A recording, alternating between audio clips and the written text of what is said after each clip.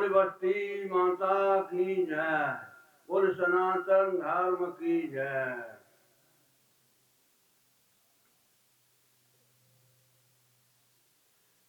ब्रह्मानंदं परमसुखदं केवलं ज्ञानमूर्तिं द्वन्द्वातीतं गगनसदृशं तत्त्वमस्यादिलक्ष्यम् एकं नित्यं विमलमचलं सर्वधी साक्षिभूतं भावातीतं त्रिगुणरहितं सद्गुरु तं नमामि।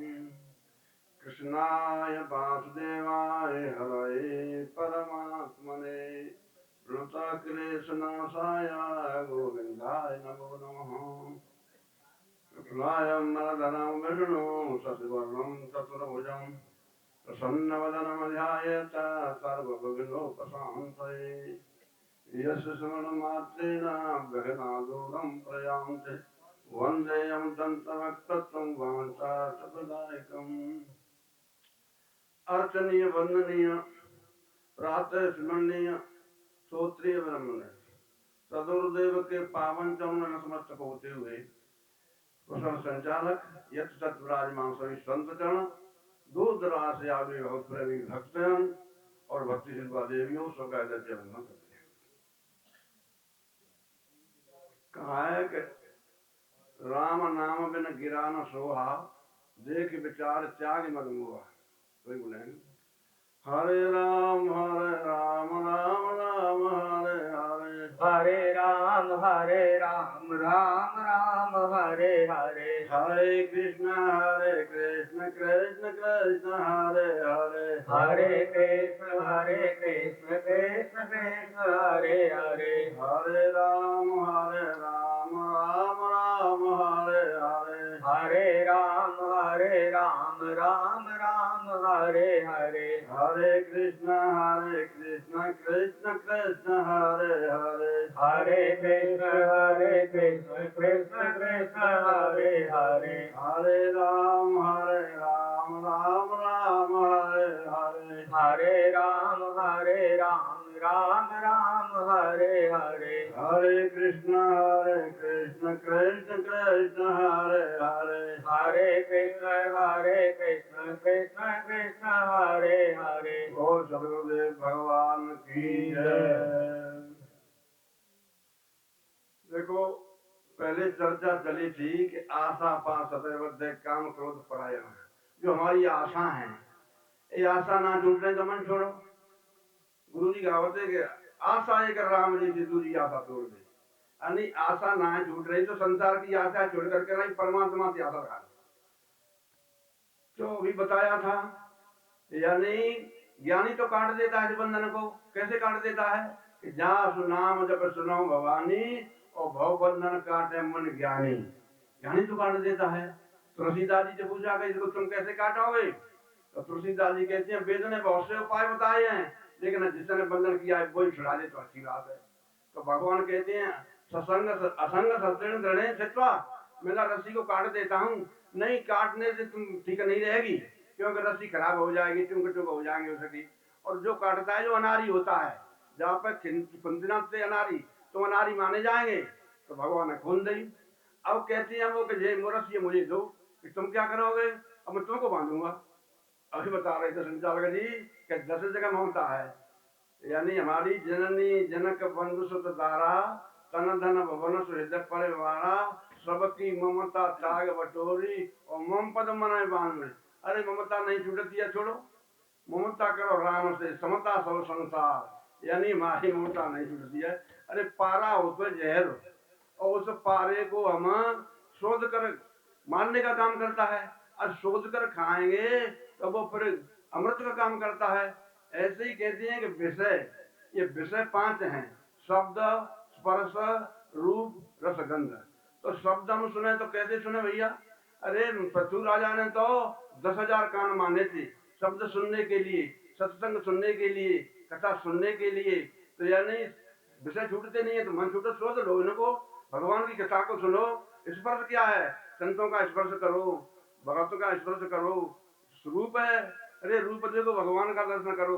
तो जो हमारी इंद्रियां हैं, तो इसलिए कहा गया है कि यानी मोक्ष जो तू चाहता विष सम विषय तज तातरे आर्जव क्षमा संतोष समदम पीस। ये विष के समान है वैसे, पर इनको शुद्ध करके ना ही परमात्मा की प्राप्ति में लगाए जाए तो यानी ये शुद्ध हो जाती हैं। अभी अभी देखो जो हमारे जो घनश्याम दास जी कह रहे थे कि निज रूप जाना नहीं तो प्राण फिर क्या करें। अब हमको ये जानना है कि निज रूप किसे कहते हैं, यानी निज रूप को जानना है, निज रूप क्या है। तो यानी जो असुर स्वामी वैरोचन है या चारवाक है, वो तो शरीर को ही अपना स्वरूप मानता है। वो कहता है कि शरीर ही आत्मा है। जब इंद्र और वैरोचन गए ब्रह्मा जी के पास तो उन्होंने कह दिया कि ये तो शरीर ही आत्मा है। जो उन्होंने उपदेश दिया कि जो आपके नेत्रों में जो तेज झलक रहा है वही तो परमात्मा है जिससे आंख देख रही है। तो उन्होंने एक दूसरे की तरह देखो तो अपना प्रतिबिंब दिखाई दिया। तो यानी उन्होंने तो समझ लिया कि यही आत्मा है। और जो इंद्र है वो 5 वेद गए हैं। जो यानी पहले तो उन्होंने 5 कोषों को अंत भ्रांति कराई थी, 5 कोषों के बाद में उन्होंने उपदेश दिया कि आत्मा 5 कोषों से अलग है।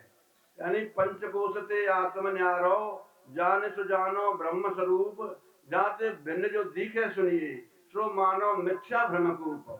मिथ्या दृष्टा न बिगाड़े स्वप्न भूगन दर्दी भूप सब कुछ करता तो करता ऐसा अद्भुत रूप अनूप। ऐसा रूप है। तो यानी कहने का तात्पर्य है कि असुर स्वामी वैरोचन है वो तो शरीर को ही आत्मा मानता है। अगर हम शरीर को आत्मा मानेंगे और उसका कहना क्या है, तीरथ जप तब व्यर्थ है, व्यर्थ यज्ञ और योग और कर्जा लेकर खाइए निषिदिन मोहन भोग। निषिदिन मोहन भोग करो तुम काया की पूजा और आत्मयज्ञ से बढ़कर कोई धर्म नहीं है दूजा। यानी क्या मतलब है, ये असुर स्वामी वैरोचन का मतलब है। और ऐसे को हम मानेंगे तो 2 दोष लग जाएंगे। कौन कौन से दोष लग जाएंगे, एक तो कृतनाश दोष लगेगा, एक अकृताभ्यागम दोष लगेगा। कृतनाश दोष उसको कहते हैं जो इस शरीर से हमने कर्म किए हैं और कर्म किए हैं तो यानी शरीर को आत्मा मान लिया, शरीर जलकर भस्मीभूत हो गया और इन कर्मों को कौन भोगेगा, बिना कर्म भोगे छूटते नहीं है। इसलिए कहा कि अवश्य में भोक्तव्यम कृतम कर्म शुभाशुभम ना भोक्तम चीयते कर्म कल्प कोट सतैरभि। तो यानी कृतनाश दोष लगेगा। एक अकृताभ्यागम दोष होता है, बालक पैदा हुआ यहाँ और उसने कोई कर्म नहीं किया है फिर भी उसका दुख हो रहा है, टिटनेस हो जाती है, यानी क्या क्या रोग हो जाते हैं, वो अकृताभ्याम बिना करे के नहीं है। अरे कई जन्मों के कर्म हमारे अंतःकरण में जमा रहते हैं। भूमि में देख लो तुम, खिलान डालते हैं तो सरसों ऐसों उपजे, पलकों उपजे, तीसरी वर्षों उपजे, ऐसे ही हमारे कर्म है। तो यानी दूसरी जो इंद्रियवादी कहता है कि इंद्र ही आत्मा है। देहो नाम श्रोत्र बाघाद कान नाम बुद्धर नाम अध्यास मूलम नाम। यानी कहने का तात्पर्य इंद्रियवादी कहता है कि इंद्र ही आत्मा है क्योंकि इंद्रियों से सब व्यापार चलता है। किन्ने भैया इंद्रिय आत्मा नहीं हो सकती है क्योंकि ये स्वप्न में इंद्रिय रहती नहीं है, स्वप्न में ये शरीर भी नहीं रहता है, ये सब दूसरा शरीर मन रच देता है। क्योंकि स्वप्न में ये शरीर तो खाट पे पड़ा हुआ है और दूसरी रचना कर देता है। विचार करके देखो प्यारे जगत बना है मन से, यह संसार स्वप्न में रचता देख लो नैनन से। ऊंच नीच जौन में जावे पाप पुण्य कर्मन से, जैसे सिर भीड़ो बैठो भयमान है कुत्तन से, ऐसी भीत लगी जा मन को भागत धरे जमाने से। तो यानी स्वप्न में इंद्री गायब हो जाती हैं तो कहीं नहीं तो प्राण आत्मा हो सकती है कि प्राण भी है तो बाहु का विकार है, ये प्राण भी आत्मा नहीं है। तो बाहु का विकार है तो नहीं है तो देव नाम शुद्ध का नाम बुद्धन नाम। विज्ञान में कुछ तो हो सकता है कि बुद्धि भी नहीं है, सुषुप्ति में बुद्धि गायब हो जाती है, मनो में कुछ भी नहीं है, मन और जो ज्ञान इंद्रिय वो भी नहीं है क्योंकि मन भी नहीं रहता है वहां पर। यानी मन की फैक्ट्री बंद हो जाए, सुषुप्ति में नहीं रहता है, स्वप्न में तो रचता है वो और जो है सुषुप्ति में नहीं रहता है।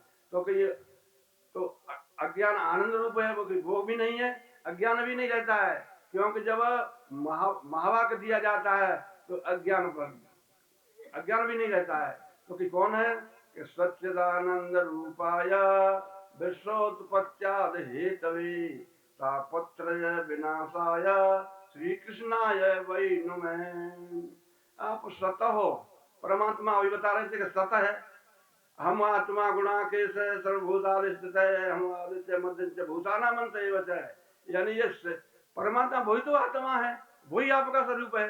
आप भी रहते हैं, इस समय जागृत में बैठे हैं तो अपने को नहीं भूलने के मैं हूं, और स्वप्न में ये शरीर जाए तो शरीर तो नहीं जाता है, यानी मन जाता है। वहां पर भी कहते हैं कि आज मुझको ऐसा स्वप्न हुआ, तो स्वप्न में भी रहते हैं। और सुषुप्ति में भी आप कहते हैं आज मुझे ऐसा आनंद आया, उसमें भी आप रहते हैं। तो यानी अब जा शरीर के समाधि काल में भी आप रहते हैं, तो आप जो है जागृत में भी रहते हैं, स्वप्न में भी रहते हैं, सुषुप्ति में भी रहते हैं। इस शरीर नहीं रहेगा फिर आप रहेंगे, आप नहीं रहेंगे तो इन कर्मों को कौन भूलेगा। इससे सिद्ध होता है कि आप सत हैं, आप हमेशा रहते हैं। तो इसी बात को भगवान कह रहे हैं कि हम आत्मा गुणा के सर्वभूतादिष्ट भूता, तो यानी आप सबकी आत्मा है। और चित्त कैसे है, कहते हैं कि मैं सबका जानने वाला हो जाऊं, अलुप्त प्रकाश, जिसका प्रकाश कभी लुप्त नहीं होता है। जैसे इस समय सूर्य से हमें प्रकाश व्यवहार हो रहा है, और सूर्य अस्त हो जाए तो लालटेन लेते हैं, टॉर्च लेते हैं, उससे व्यवहार होता है। अरे घोर अंधकार हो तो भैया घोर अंधकार शब्द से व्यवहार होगा। कोई रात में पुकारे कि भैया सत्संग के लिए पढ़ना कहाँ है, कि भैया सीधे चले आओ, तो शब्द से व्यवहार होगा। पर वो चेतन है, वो सब में प्रवाह हुआ है, उसकी सत्ता से ही सब काम हो रहा है। तो इसलिए कहा गया है जैसे बिजली की सत्ता से कितने काम हो रहे हैं, रेल रेडियो चक्की पंखा नाना इंजन चलते, कुएं सिनेमा ट्राम मिल सबई हीटर लट्टू जलते, आकृतियों में भेद हुआ कृतियां विभेद गुण वाली, पूर्णा तो विद्युत विभिन्न, क्या विद्युत विभिन्न नहीं है, सत्ता देने वाली। अरे भैया बिजली तो एक है। और कहने का तात्पर्य रेल चल रही है, उसी से रेडियो चल रहा है, चक्की पंखे चल रहे हैं, अन्नाना इंजन चल रहे हैं, लट्टू चल रहे हैं। ऐसे ही परमात्मा की सत्ता से आंख देख रही हैं, कान सुन रहे हैं, तो यानी उसके बिना, तो यानी आप जागृत में भी है, सुप्ति में भी, तो सतह और चित है और आनंद। ऐसा कोई प्राणी है ना जो आनंद नहीं चाहता हो, या नहीं प्राणी नहीं, जितने भी जो जीव जंतु हैं सब आनंद चाहते हैं। आनंद को क्यों चाहते हैं भैया, क्योंकि यही सबका प्रयोजन है, यही मुक्ति का स्वरूप है। प्रयोजन अनुद्देश्य मंदोपी न प्रवर्तते, मंद से मंद पुरुष भी और बिना प्रयोजन के कोई काम नहीं करता है। तो यानी प्रयोजन सबका एक है, कार्य अनंत है। कोई जाने बिजनेस करता है, कोई खेती करता है, कोई क्या क्या करते हैं, लेकिन सबका प्रयोजन एक है कि मुझे सुख मिले, दुख भी आवे नहीं। किसी ने कहा कि बिना प्रयोजन के कुछ लोग काम करते हैं, कि कौन करते हैं, कि दुष्ट लोग होते हैं, खल बिन स्वार्थ पर अपकारी आय मनुष्य के जिम्मे सुनो लगाड़ी। दुष्ट दो लोग होते हैं, वो दूसरे के दुख देते हैं, उनका कोई प्रयोजन तो है नहीं। कई नींबू का प्रयोजन है कि क्या प्रयोजन है, जो काऊ की देखें विपत्ति और सुखी हो मानव जगन्नपति, सुखी होने के लिए दुख देते हैं। और संत की कहा गया है, संतों के लिए पर उपकार वचन मन काया, संत स्वभाव सहज खगराया। उनका तो स्वभाव ही है कि नहीं, उनका भी प्रयोजन है, खुद प्रयोजन नहीं है। विषय अलंपट शील गुना कर, पर दुख दुख सुख देखे पर पराय दुख को दुखी हो जाते हैं, पराय सुख को सुखी दे जाते हैं। पर निज रूप कब मिलेगा वो, अरे वो मिलेगा बिना गुरु के मिल नहीं सकता है। तो यानी गुरुदेव कैसे होने चाहिए, श्रोत्रिय और ब्रह्मनिष्ठ। श्रोत्रिय उनको कहते हैं जो श्रुतियों का ज्ञान है, और ब्रह्म जिनकी निष्ठा है।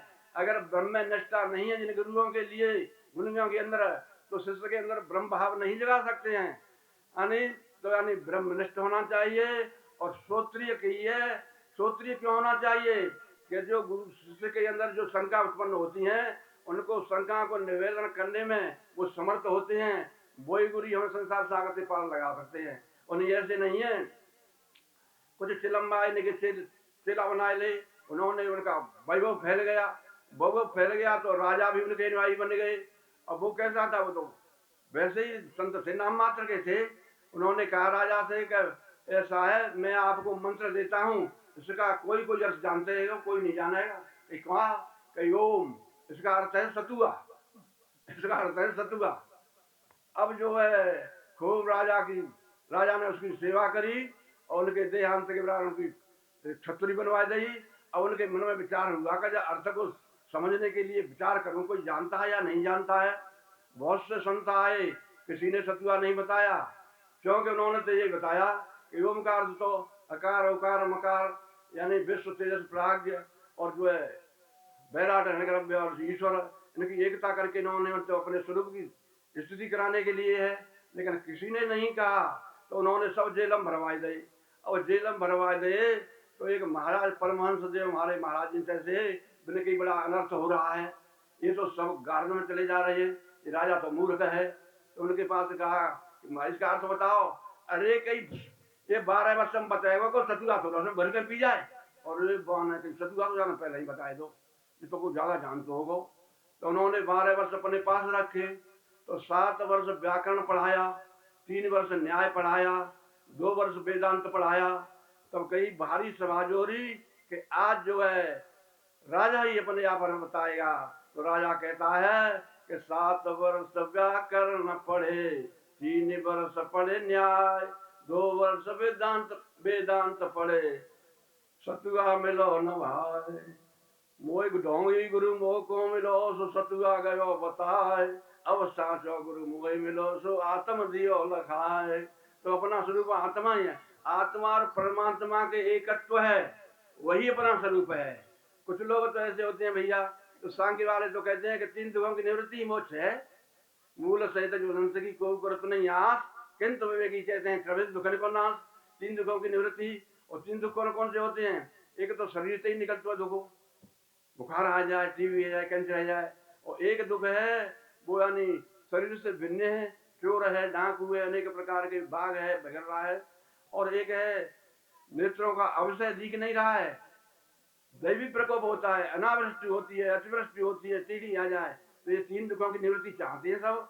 कौन चाहता है कि मूल सहित ग्रंथ की निवृत्ति? लेकिन न्याय वाले जो वैसे क्या कहते हैं कि एक ही दुखों की निवृत्ति तो मोक्ष है। और पतंजलि क्या कहते हैं? पंच क्लेशों की निवृत्ति मोक्ष है।